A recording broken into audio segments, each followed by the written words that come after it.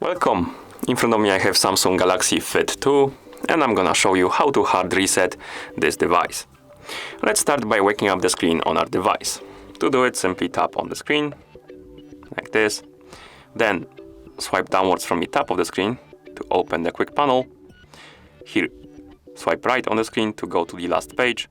And on this page you should see this icon at the bottom with the 3 dots on it. That's the More Options icon. Tap on this icon.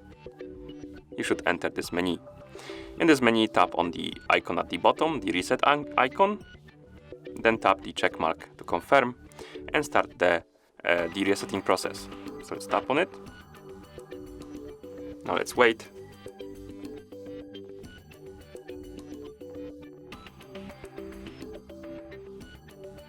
And when you see this screen, that means that the hard reset is complete. Thank you for watching. If you found this video helpful, please consider subscribing to our channel and leaving the like on the video.